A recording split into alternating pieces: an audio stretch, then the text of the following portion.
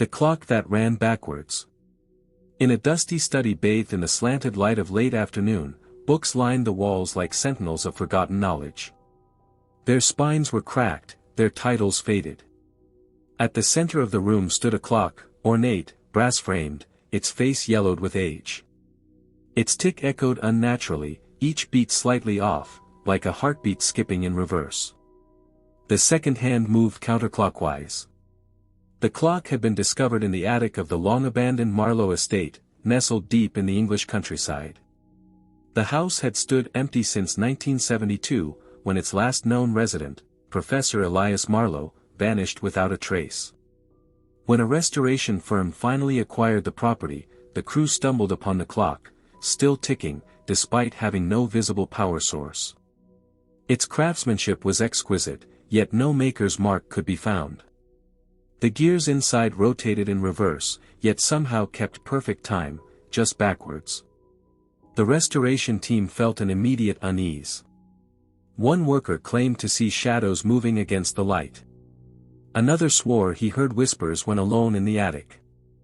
The clock was sent to the University of Cambridge for analysis.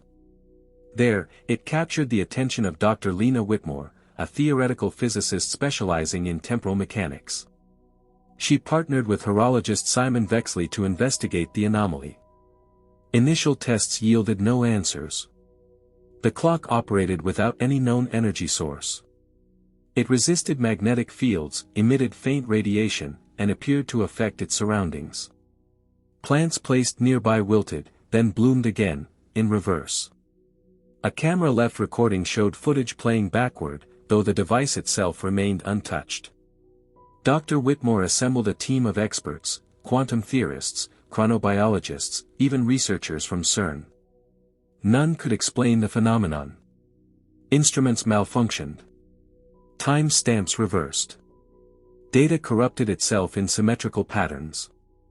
One researcher, after spending a night near the clock, reported vivid dreams of events he hadn't yet lived. Simon Vexley grew increasingly obsessed. He claimed the clock was communicating, not through words, but through patterns. He began sketching spirals, fractals, and equations that seemed to predict future events. He stopped sleeping. He stopped aging.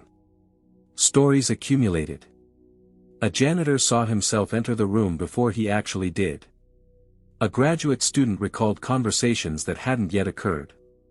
One physicist, after touching the clock, relived the death of his father, only in reverse, watching life return before fading again. Dr. Whitmore proposed a radical theory: the clock was generating a localized temporal inversion. A bubble where causality unraveled. Perhaps it was a portal, a relic from a future civilization, or a rupture in spacetime itself. Others feared something darker. The clock's influence was spreading. Animals avoided the building. GPS devices failed within a 100-meter radius. People in nearby towns reported déjà vu. Time itself seemed to stutter. Then came the incident. A blackout swept through the university. When power returned, every clock on campus ticked backward. Panic erupted. Classes were cancelled. The government intervened, quarantining the building and relocating the clock to a secure facility. Inside the lab, researchers made a chilling discovery: the clock was accelerating.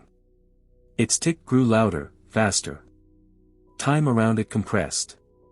One researcher aged 30 years in an hour. Another vanished, leaving only a reversed echo on security footage. Debate raged. Should it be destroyed? Preserved? What if its destruction triggered a collapse? What if it was holding something back? Dr. Whitmore argued for preservation. She believed the clock was a message, a warning, or perhaps a test.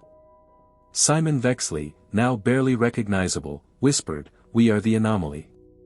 Time is correcting itself." The clock was sealed in a lead-lined chamber, buried beneath the Swiss Alps. But reports still trickle in. People near the facility speak of dreams in reverse. A pilot flying overhead lost 3 hours. A child born nearby aged backward for a week before stabilizing. And the clock still ticks.